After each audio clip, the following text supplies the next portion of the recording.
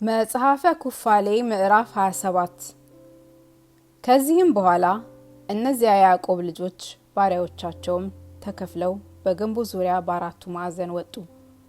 ይሁዳ በፊት ወጣ፣ ጋድም ንፍታሌምም ከእርሱ ጋር ወጡ። 50 ብላቴኖችም ከእርሱ ጋር ነበሩ። በግንቡ ግራ አንጻር ወጥተው በፊታቸው ያገኙትን ሁሉ ገደሉ። ከእነርሱም አንድ ሰው እንኳን ያመለጠ የለም። ዳንና ሌዊ አሴርም በግንቡ ምስራቅ አንጻር ወጡ። 50 ብላቴኖችም ከእነርሱ ጋር ነበሩ። የአሞንና የሞዓብን አርበኞች ወጉ።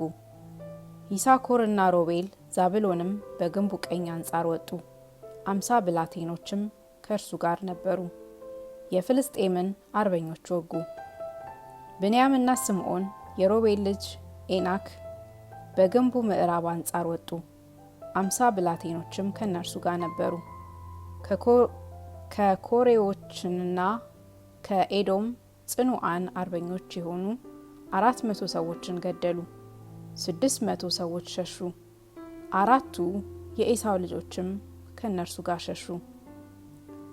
አባታቸው በኮረብታው ላይ ሞቶ እንደወደቀ ትተውት ሸሹ።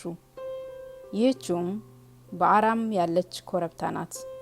ያዕቆብም ልጆቹ በኋላቸው ተከትለው እስከ ሴይር ተራራ ድረስ አሳደዷቸው። ያዕቆብ ግን በአዱራም ባለች ኮረብታ ወንድሙን ቀብሮ ወደ ቤቱ ተመለሰ። የያዕቆብ ልጆች የኤሳውን ልጆች በሴይር ተራራ አስጨነቋቸው። ከእነሱም ጋር ፍቅርን ያደርጉ እንደሆነ የወጓቸውም እንደሆነ ወደ አባታቸው ላኩ። ከእነርሱ ፍቅርን ያደርጉ ዘንድ ያዕቆብ ወደ ልጆቹ ላከ። ከእነርሱም ጋር ፍቅር አንድነትን አደረጉ። ባለ በዘመኑ ሁሉ ለልጆቹና ለያዕቆብ ይገብሩ ዘንድ የመገዛት ቀንበርን በእነርሱ ላይ አኖሩ፣ አገዛዝ አጸኑባቸው። ያዕቆብ ወደ ግብጽ እስከሚወርድበት ቀን ድረስ ለያዕቆብ ሲገብሩ ኖሩ። የኤዶም ልጆች 12ቱ የያዕቆብ ልጆች በእነርሱ ላይ ከሰሩት ከመግዛት ግብር እስከዚያች ቀን ድረስ አላጎደሉም። እስከዚያች ቀን ድረስ ለእስራኤል ልጆች ንጉሥ ሳይነግስ በኤዶምያስ የነገሱ ነገስታት እነዚህ ናቸው። በኤዶምያስ የቢኦር ልጅ ባላቅ ነገሰ። የአገሩም ስም ዲናባ ይባላል። ባላቅም ሞተ። ስለ እርሱም ፋንታ ከባሶር ወገን የሚሆን የዛራ ልጅ ዮባብ ነገሰ።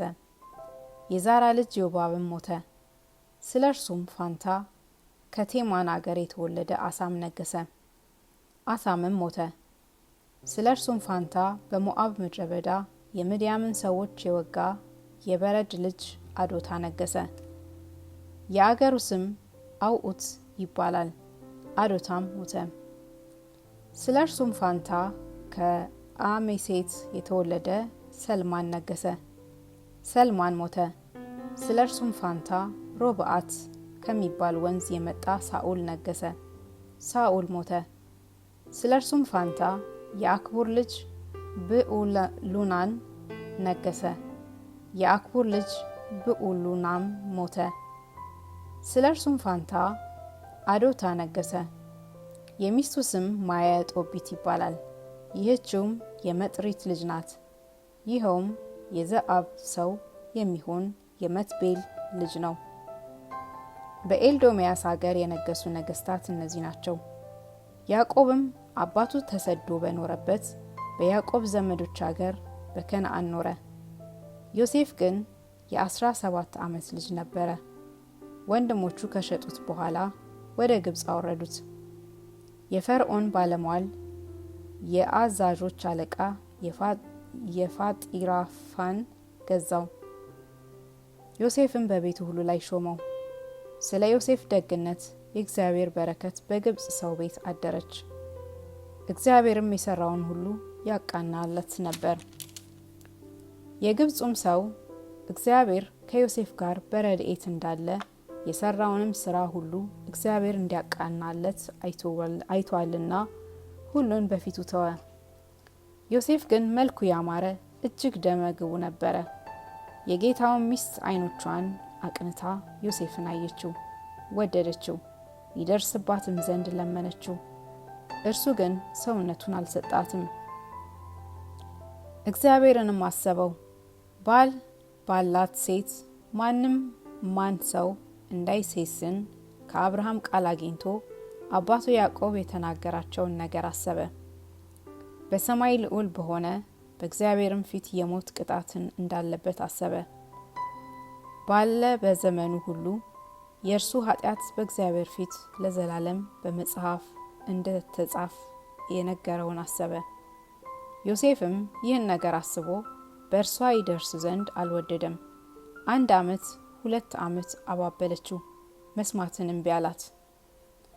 እርሷ ግን ይደርስባት ዘንድ ልትጣላው በቤት አስጨንቃ ያዘችው። የቤቷንም ደጃፍ ዘጋች፣ በገሃድ ያዘችው። እርሱ ግን ከእጇ አመለጠ። ልብሱን በእጇ ተወላት፣ ሳንቃውንም ሰብሮ ከፊቷ ወደ ውጭ ሸሸ። ያችም ሴት በእርሷ እንዳይደርስባት ባየች ጊዜ የምትወደው ይህ ዕብራዊ ባሪያ ይደርስብኝ ዘንድ ወደደ ብላ በጌታው ፊት አጣላችው። ቃሌን ከፍ ከፍ አድርጌ በጮሁ ጊዜ ልብሱን በእጄ ትቶልኝ ሸሸ፣ በያዝሁትም ጊዜ ሳንቃውን ሰብሮ ሄደ አለችው። የግብፁም ሰው የዮሴፍን ልብስ የተሰበረውን መዝጊያ አየ።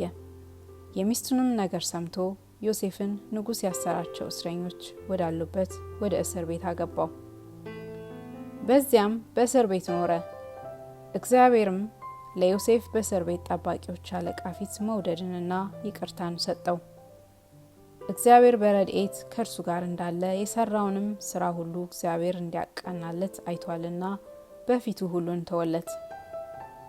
ዮሴፍ ሁሉን ያደርግ ነበርና እግዚአብሔርም ይፈጽምለት ነበርና የእስር ቤት ጠባቂዎች አለቃ ያለ እርሱ ምን የሚያውቀው አልነበረም።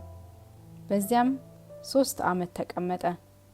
በዚያም ወራት የግብፅ ንጉሥ ፈርዖን በሁለቱ ባለሟሎቹ በእንጀራ አሳላፊዎች አለቃና በጠጅ አሳላፊዎች አለቃ ላይ ተቆጣ። ዮሴፍ ተይዞ በዚያ በታሰረበት በእንጀራ አሳላፊዎች አለቃ ቤት በእስራት አኖራቸው። በፊታቸው ይላከላቸው ዘንድ በፊቱም ይላላከው ዘንድ የእስረኞች አለቃ ዮሴፍን ሾመው። ሁለቱም ሁሉ የእንጀራ አሳላፊዎች አለቃና የጠጅ አሳላፊዎች አለቃ ሕልም አዩ። ለዮሴፍ ነገሩት፣ እንደተረጎመላቸውም እንደዚህ ሆነላቸው። የጠጅ አሳላፊዎችን አለቃ ፈርዖን ወደ ስራው መለሰው፣ የእንጀራ አሳላፊዎችን አለቃ ግን ገደለው። ዮሴፍ እንደተረጎመላቸው የጠጅ አሳላፊዎች አለቃ ዮሴፍ የሚሆነውን ነግሮታልና ዮሴፍን በእስራቱ ቤት ረሳው። ዘንግቶታልና ዮሴፍ እንደነገረው ለፈርዖን ይነግረው ዘንድ አላሰበም።